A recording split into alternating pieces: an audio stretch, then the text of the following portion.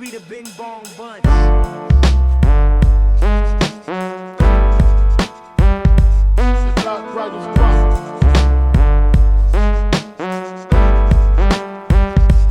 It's the right off. I can just line up the audio from the video anyway. Yeah, cool. Cool.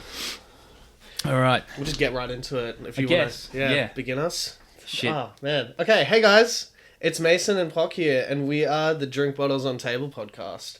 Remember we said, like, every episode we'll introduce it as a different thing? Oh, did we say that? Well, we did. No, it we was did. funny. You're right. But we don't have to do that. No, It's but you just remembered in the moment. Okay, Yeah. Drink Bottles on Table podcast. It's the Drink Bottles on Table podcast. AKA the write-off. Or the write-off? Write-off or the write-off. We'll figure it out. Yeah. We've got to make sure that other podcast is, Wait, was there one? No, No. like... If this is the write-off, it's the only one there is. Yeah. But if it's water bottles on tables, then there might be one of those. I don't know. That's true. We could be water bottles on table like XX. Like one. Like, you know, when you make an email address and you have to add a number because like water bottles on tables is already taken. Yeah. I getcha. Anyway, what we do here is we force ourselves to be creative because we both have terrible writer's block. I mean, I'm speaking for myself. I don't know about... Speaking for me. Yeah? Okay. Yeah. We got bad writer's block. So now we're making ourselves write little short stories based on a few prompts from these cute little jars. Yeah. So the jars have 4 different types of words in them. What do we have? We got character, setting, Plot hook and adjectives. So you get a character and an adjective that describes that character. And then you get a setting, so that character exists in that world. And then there's a plot hook, which is just like some extra garnish, you know. Yeah. And we've already pulled our... I stuttered. That's okay. We already got our prompts over a couple weeks ago. Dude, we did it so... We pulled these like a month ago at least. It was about a month, yeah. But that was during uni time and stuff, so we took a bit of time to get to it. But here we are. So we've as Mason said, pulled those 4 words for the first stories that we've written. And we'll cut to some footage now of this is us pulling those. Yeah, those big clips. reveals coming up. You're going to see what we're going to write about. Some adjectives right here. We're going to have a hairy, wolf boy hairy pencil. This wolf boy hairy pencil is going to exist in an island where time is non-linear. What's going to be going on around here? Trains have become the planet's apex predator. Alright, we've got a cute cobbler. Love shoes. And this cobbler is going to be found in a dungeon. What is going on in this dungeon-dwelling cobbler's world? A magical quest to retrieve a stolen artifact. And then it's like Family Guy moment where they're watching that. This is but an we're actual sitting here. Family Guy moment. Holy shit. It's a cutaway gag. Anyway, we're back now. Yeah, we're back now. And so I had the cute cobbler in a dungeon, and my story prompt was a magical quest to retrieve a stolen artifact. Ooh, would you like to go first? I don't know, man. Do you want to go? I can go first. Mine's a bit shorter, so I can go first. What was yours about? Oh, yeah, sorry. Well, as you saw in that beautiful video of us pulling the items, I got a hairy pencil that was... Wolf Boy Harry. Wolf Boy Harry? I'm pretty sure that's what the card said. A wolf... Harry, Wolf Boy Harry. Okay, Did you forget about the Wolf Boy Harry? I forgot about the Wolf Boy you aspect, so deduct points from that. I wrote about a hairy pencil on an island where time is non-linear and trains have become the apex predator of the planet. We should mention as well that the name Write-Off is Write-Off for a reason. This is a competition that we're doing here. Competition. Yeah. We'll get to that later, Yeah. but keep in mind that I want my story to be better than Mason's. And I want my story... Well, I know my story is better than Pock's because I actually printed it. It was worth the paper that it's printed on. Wasteful, bro. Wasteful. Only took 20 minutes to figure out the printer, but it worked. Anyway, should I just begin? Yeah, fucking go for it, bro. Okay, this is day 4, I think. Why did I betroth the curse of ears upon myself? 'Tis a pity I was born with no eraser. All I hear is choo-choo, day in, day out, day in and day out. It gets louder, and the moment I expect to be hit, the sound fades away. Each day passes, yet nothing changes. The cycle is doomed to repeat. The sun rises the same time that it falls, and I'm certain I've seen my own reflection running around on this island, yet I find no mirrors. It's as if I'm seeing myself from days ago, Or perhaps I'm losing my mind. The notes I write seem to write themselves sometimes, and on other days they're gone. It makes it incredibly hard to remember the past few days. Perhaps time works differently here, or perhaps it's lead poisoning. Day 5? I do worry as my lead begins to run out. Perhaps I've wasted precious words in the messages that I hope you find.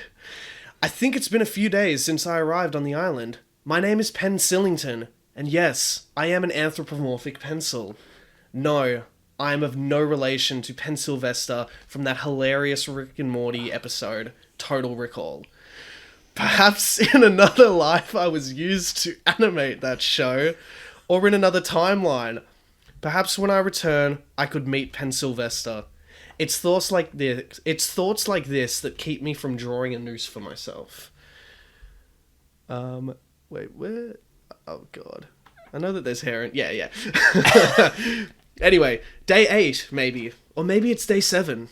It shocks me that I've made it this far with the little amount of food that I've scrounged up. But it would seem some days I wake up starving, and other days feeling egregiously full.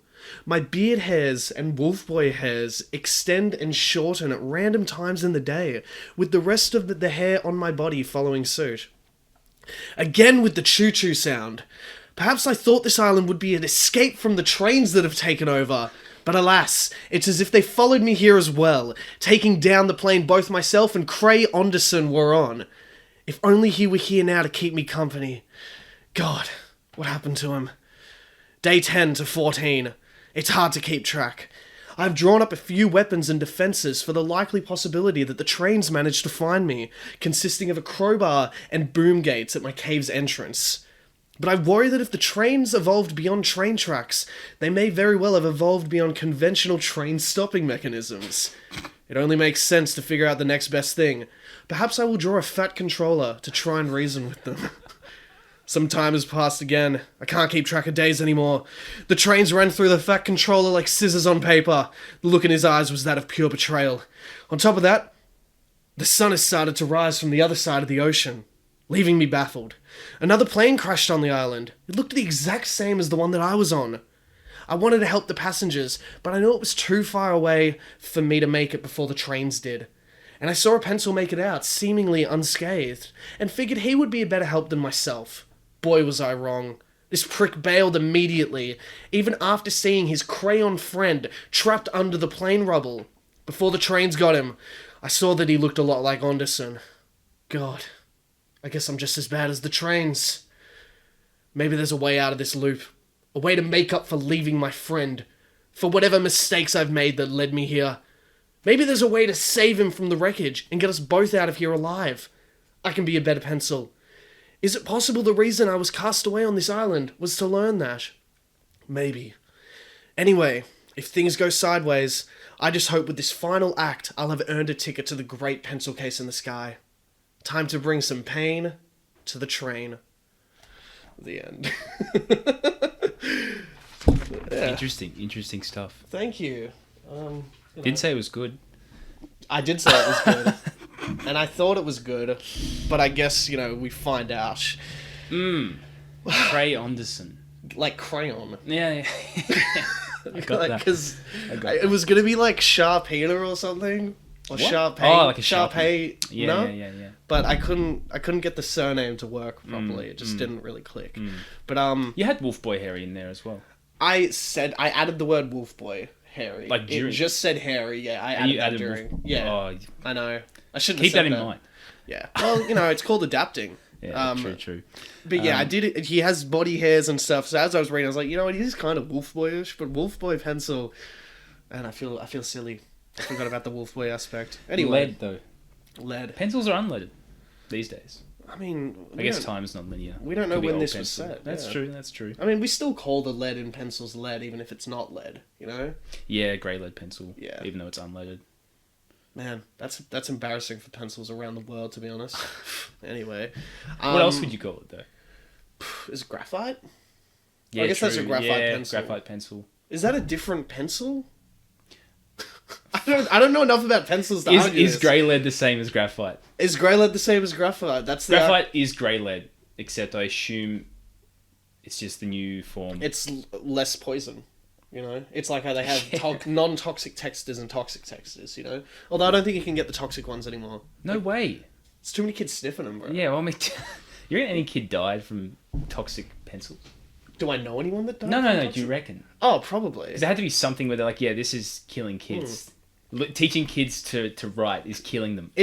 Dude, some Or idiot poisoning argued that and got their kid homeschooled because of it, and now he's a stupid idiot that thinks like school kills people. Some of these guys might be homeschooled. Do you reckon? I actually had this idea last night. Now that we're talking about sniffing and stuff, you know, there's like shisha bars. Sniffing and we're talking stuff. about sniffing graphite. Okay, yeah, I'm on board. There's like shisha bars and there's alcohol bars. There should be like paint thinner bars. They have those. They do. They're just like in the streets. Right. Like they're just. That's fair. Okay. They're not so much bars as much as, hey, look, there's a guy sniffing paint thinner over there. Yeah. Yeah, I don't think they should have those. They probably shouldn't, but you know, they have shisha bars. That's a bit strange. Just go all the way. Have a cocaine bar. So you're equating shisha and sniffing. Yeah. And actually, they Or do kind of petrol. have heroin bars where, you know, there's like But safe they have needle heroin joints. houses. They do, and you know, you got to do it. Otherwise, these Yeah, people but are going to die. I don't think that I don't know what the adverse side effects of sniffing paint and stuff is. Oh, it's not good. But does it make you crazy and deranged? Like Doesn't make you a heroin crazy. addict? Well, heroin addicts aren't necessarily crazy and deranged. A lot of the time, they're just zonked Well, out. we're just and generalising depressed. here. Yeah. We don't know enough about heroin. We'll have a heroin episode at some point, like a side project, where we just try heroin. We won't do that. Would you try heroin if you're like 90 and you're like, yeah, I've lived a full life? Yeah, I think so. Like, what's going to happen? I'm going to get addicted and die? Yeah, that's the thing, but I don't know. It depends on the situation I'm in. If I'm with like my wife or something, and you know, she's dead. You're 90. Like you're okay, lucky if you it's made it that just far. me, Yeah. then yeah, all my mates are dead. Yeah, let's do some heroin. Why not? You know? Yeah, you can make. But some like, what new if friends. it's like the day that you're like kids rock up to visit you at a nursing home and I they don't just have no find kids. you? I got no... Oh, Okay. dude. No Okay, that'd be kids. kind of funny. Like, oh, grandpa's Funny? a heroin addict. Fuck, man. Dude, that could be like a sitcom. My grandpa's a heroin addict.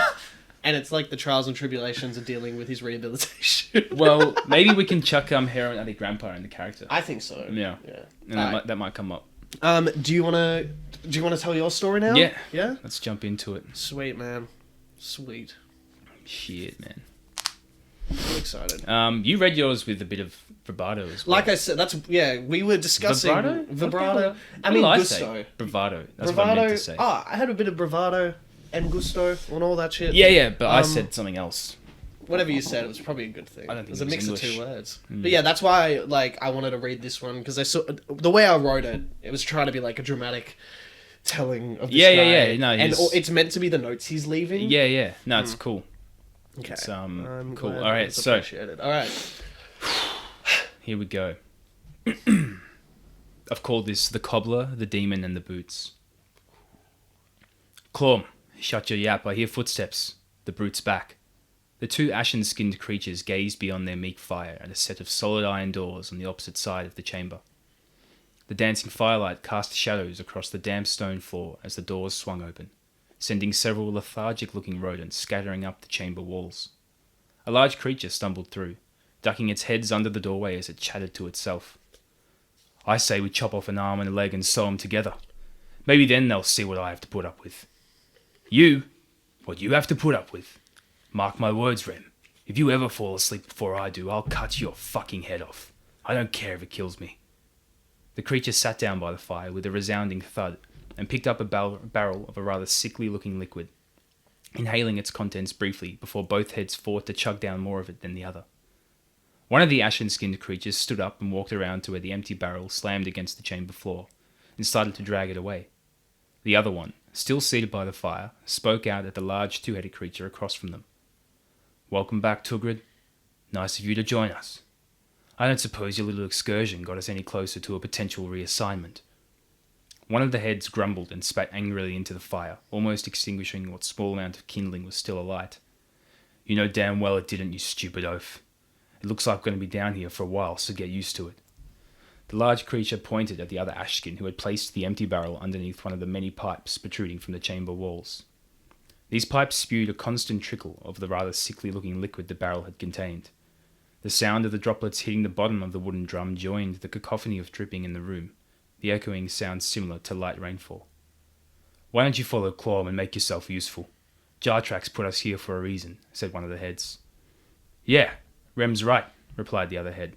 "It's about time to check the pipes. Hurry along now, Stretz, before I change my mind about Rem's idea to sew you two together." Stretz resigned from the idea of talking back and began climbing the chamber wall towards one of the protruding pipes.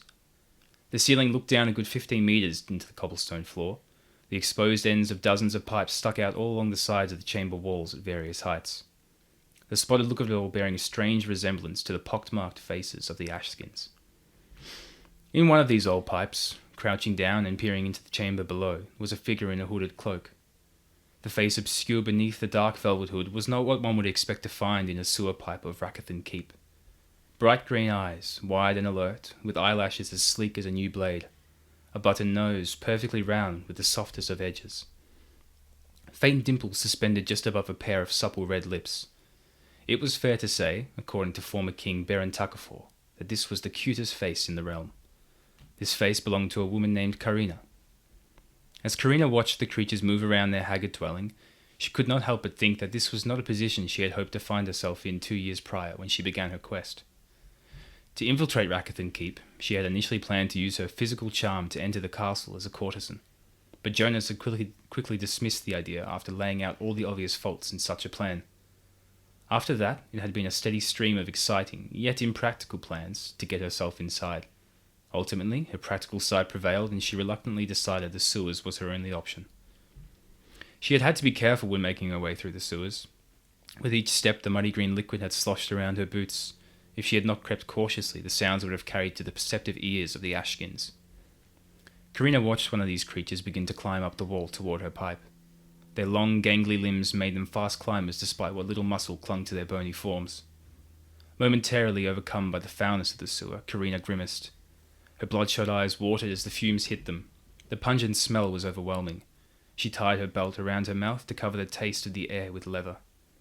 Regaining her composure and focusing her senses, she watched the Ashkin move closer to the edge of the pipe, waiting for her time to strike. The creature landed a hand on the pipe edge and began to pull itself up. Karina darted forward, grabbing one of the large spikes protruding from the skull of the Ashkin, and in one motion soared out of the pipe, dragging the creature through the air. The Ashkin shrieked as it was flung into empty space, clawing at Karina for a moment before she let go of it. To Karina, it felt as if time stood still for the briefest moment as she looked down. The Ashkin she had flung over the edge was flailing just beneath her feet. She could see the realization of the situation dawn across the faces of the two-headed simian and the other Ashkin around the fire. To them it must have looked a most shocking sight. Nothing one of the Rakathan guard would imagine seeing in the dungeons. The image didn't last long, however. Karina tensed her body and braced as best she could for the impact. Despite working on her current pair of boots for the past year, there were still a few adverse effects. She tucked her knees towards her chest and thrust her feet down into the falling Ashkin, landing them both square in the creature's back. The power of the kick sent the creature rocketing down toward the fire at an astonishing speed. The opposing force repelled Karina toward the ceiling at the same rate. Even having braced for the impact, she barely managed to spin herself around enough to avoid shooting headfirst into the stone. As her feet planted against the ceiling, Strett's body crashed into the fire pit below, sending a spray of embers and stone shrapnel across the dungeon. A chunk of cobblestone shot directly up from the impact into Clorm's head, piercing the Ashkin beneath the eyes, dropping it instantly. The simian was riddled with stone in several places, and one of its heads caught on fire, the burning of its braided beard lighting the chamber more intensely than before. With her boots lodged in the dungeon ceiling, Karina squatted upward, and with another thrust shot down toward the simian, spinning herself around again to land a devastating stomp. Her feet landed on one of the creature's heads, in a motion much like the hammering of a nail, showering the room with flesh and blood. The simian's form stumbled backwards and collapsed to the floor. Karina, finding her equilibrium, landed safely a few meters away next to Stretz's corpse in the ruined fire pit. Small fires dotted the dungeon as the embers caught alight what they could. Karina walked slowly towards the simian's body, watching it closely as it dragged itself across the cold stone floor on its stomach. Blood was flowing from the creature's neck where its second head had just been. The face on its remaining head was twisting with pain with each movement. Karina stood on the creature's back. The simian howled. "Please, stop! I'll do whatever you want. Just please don't let me die." The creature strained with each word as Karina pushed her foot down harder on its back. You want to know how to get to the treasury, I can tell you. I'll even help you get there. Just please let me live. Karina let out a deep sigh as she pulled back her hood, wiping away the blood from her face. She took her foot off the creature's back and walked around to where its head lay on the floor.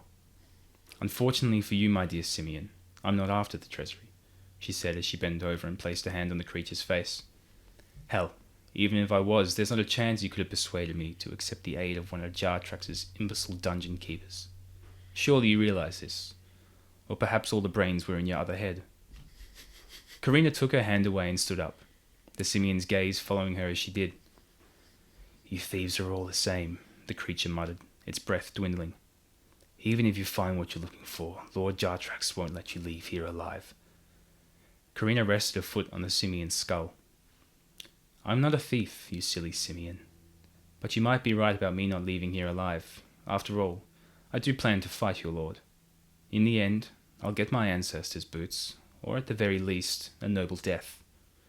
Karina pressed her foot down harder. Well, if you're not a thief, who are you? The creature said through gritted teeth. Karina thrust her boot down, flattening its remaining head, sending a second splattering of simian slop showering across the dungeon floor. I'm a cobbler. The end. At the end. Oh man, it's sick. Oh, I love that. Thanks, bro. I do need. There was one point. Maybe I misinterpreted what had happened.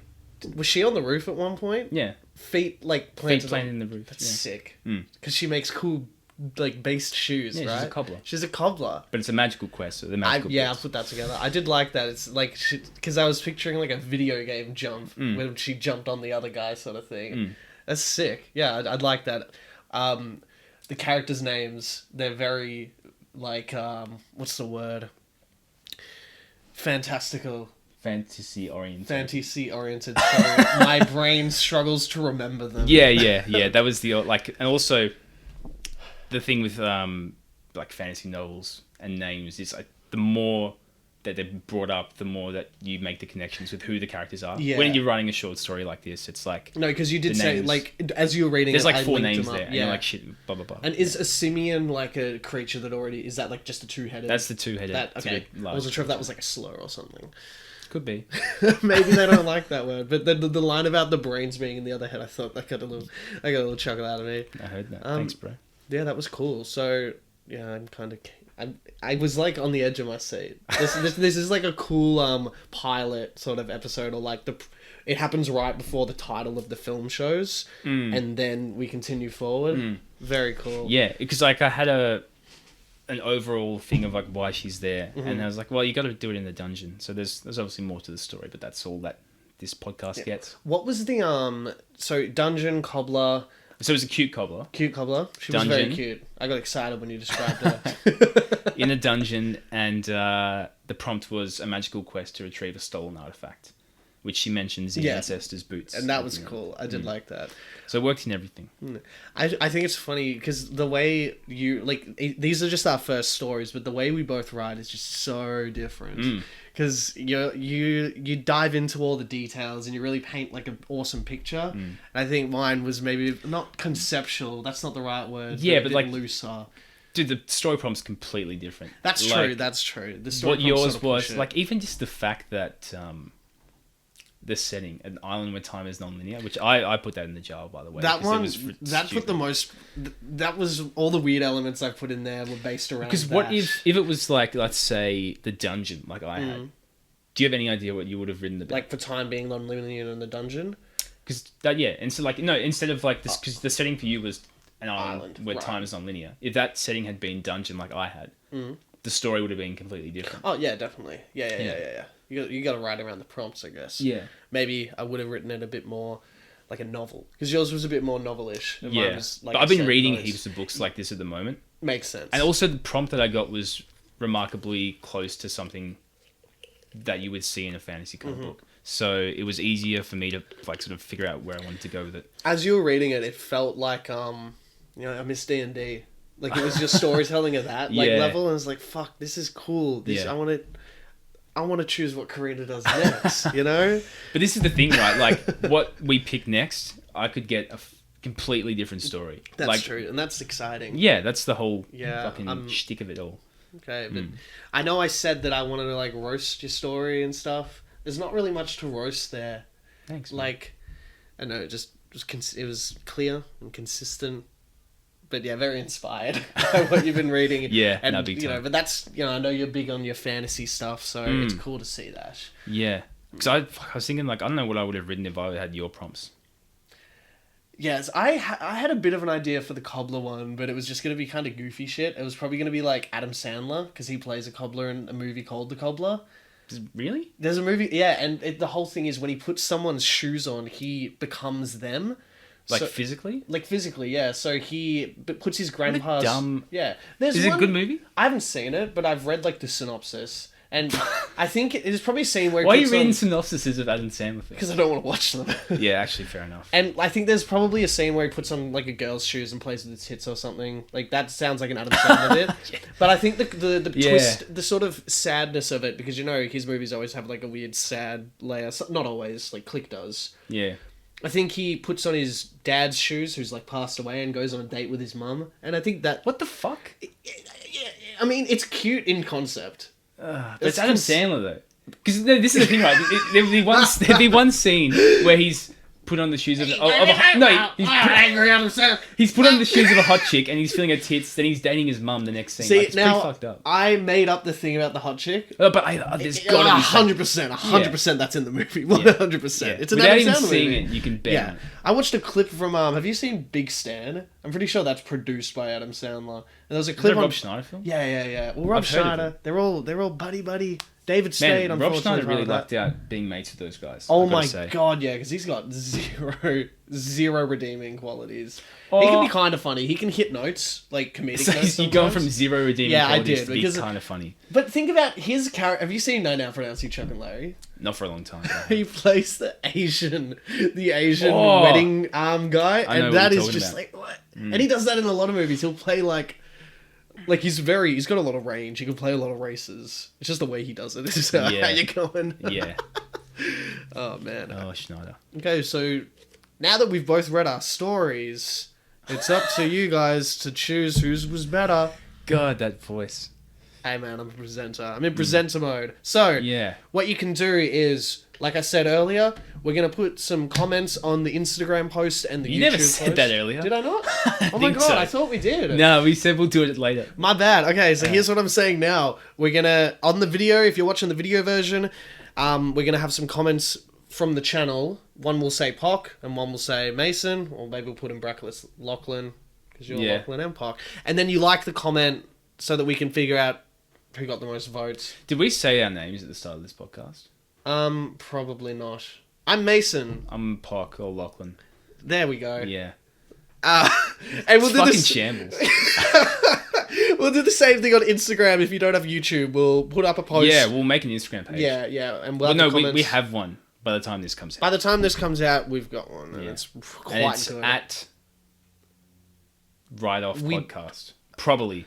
Whatever it is, it will be in the link of the Spotify and the YouTube. And it's popping up on the screen now. I just made you do some editing. You did. That's fine. I like it. I'm like, well, maybe I'll put like, I can't think, like Big Chungus. Oh. Okay. Cool. Yeah. Okay. So that was Big Chungus there. Yeah. I hope you guys enjoyed our stories. Now we're gonna do. Should we do the trivia thing? And should we explain that first? Yeah. Well, so this is the thing, right? That was story 1, and so each episode, at the end of each episode, we're gonna pick new prompts, new words from the jars, and that'll dictate what our stories are for the following episode. I can't remember if we decided upon whether we pick from the jars first or if we go and spin the wheel /trivia.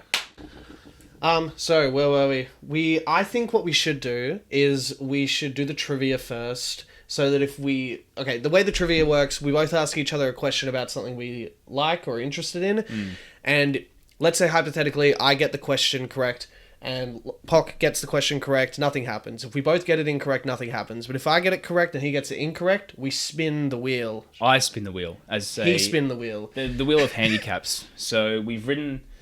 I think there's 24 slots on the wheel. 17 of them thus far have handicaps on them. There's 7 blank ones. These black ones here, they're blank. Which we've left open for audience suggestions of handicaps we can put on our writing. Yeah. Some of them are pretty basic. Some are pretty stupid. We'll come to them as we spin them. And if we do have to spin it tonight and we land on a black one, leave a comment of what you want to handicap us with. Something like that. Yeah? Nah, we'll just spin it again. Okay, yeah, okay.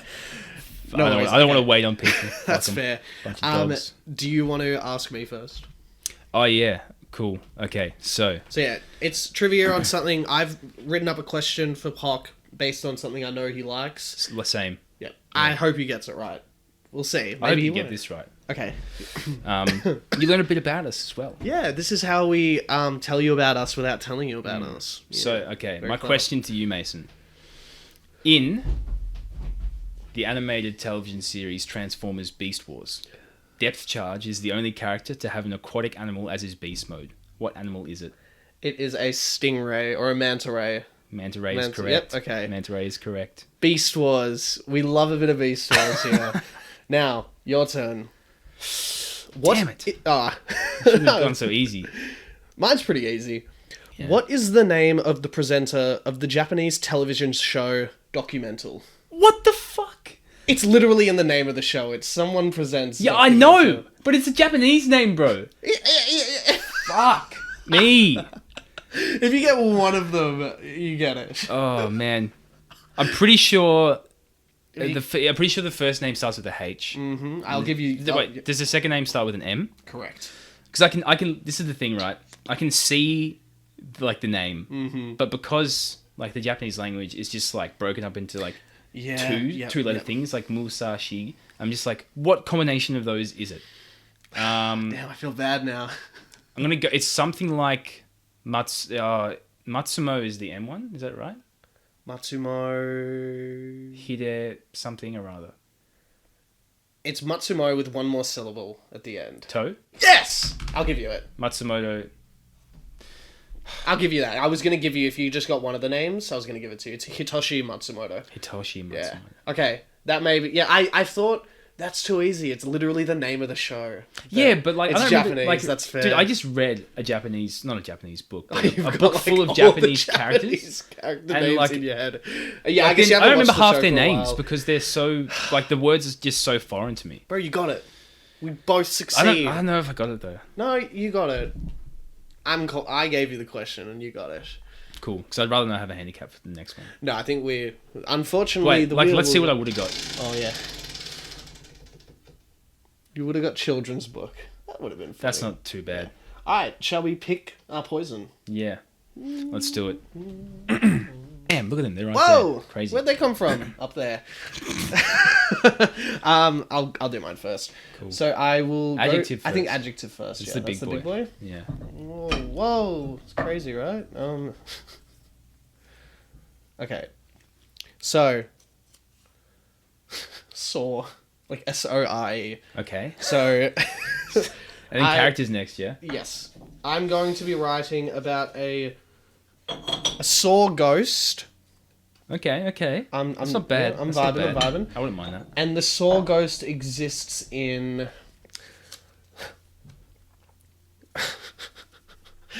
So it's it's a saw ghost on planet Earth, except it's girth because everyone is thick. Yes! I wrote that one. With Sick. 2 C's.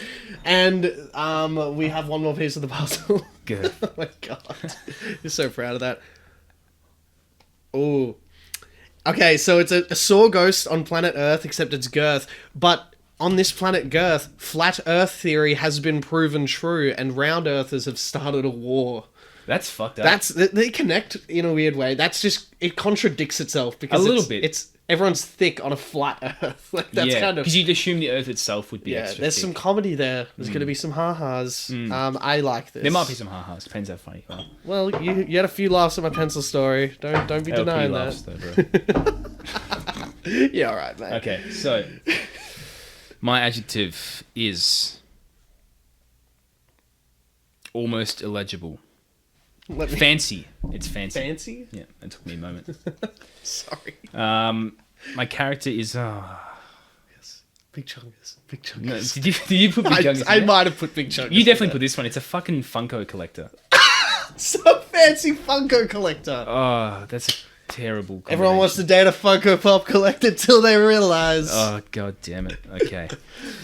The setting of this fancy Funko collector is the back streets of an industrial era French town. That makes no sense. No, at I all. love that. He's gonna get like a Napoleon. Industrial Funko. era. That's like 1800s? Yeah. 1880? Funko. Who would they make Funkos of in the Ah, 80s? Like well, a Jesus Funko, maybe? We'll find out next week. Oh, Kane. Da Vinci Funko. Okay. And this, like, I just go, how the hell do you put these things together? Oh, you're creative. So this fancy Funko collector in the back streets of an industrial era French town or city,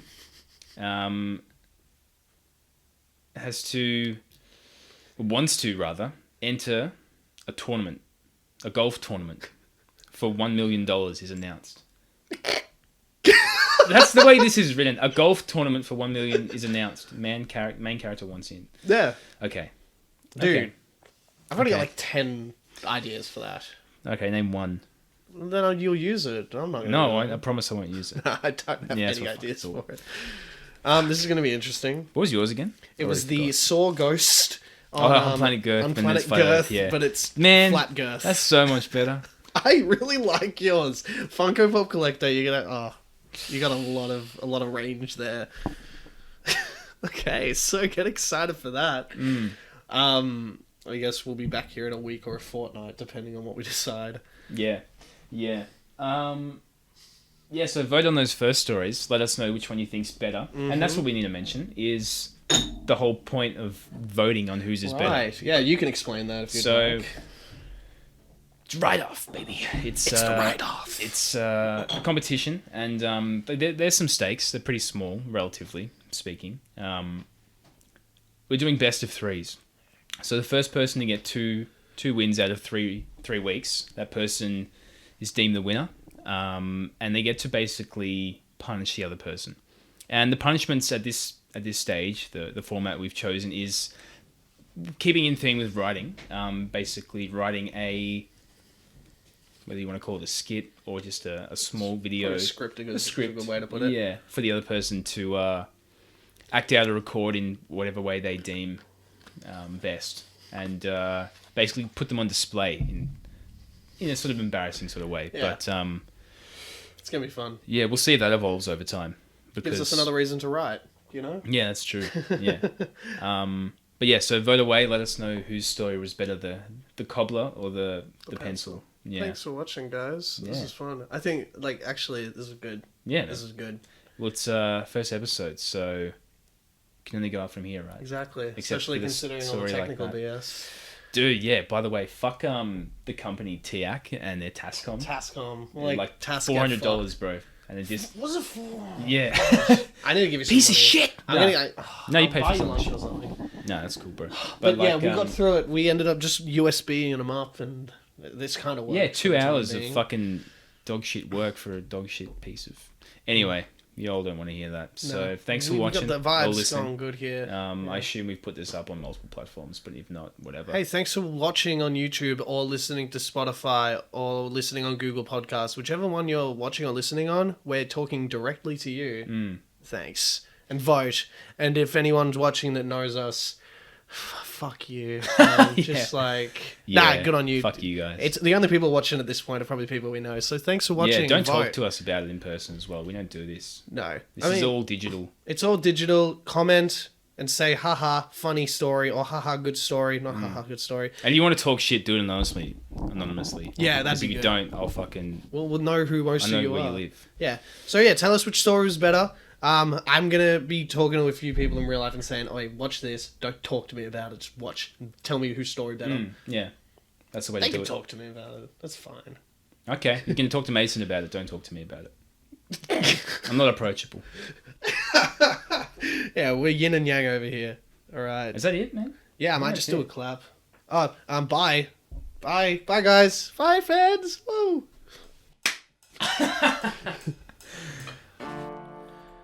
Thank you for listening to this episode of Write Off Podcast, hosted by Lachlan and Mason. make sure you subscribe to our YouTube channel. And if you're listening on Spotify, Google Podcasts, Apple Podcasts, or anywhere else, leave a nice review and follow us. It really helps out. Follow us on Instagram at WriteOffPodcast, and feel free to email us as well at writeoffpodcast@gmail.com. Trust me, it's the right thing to do.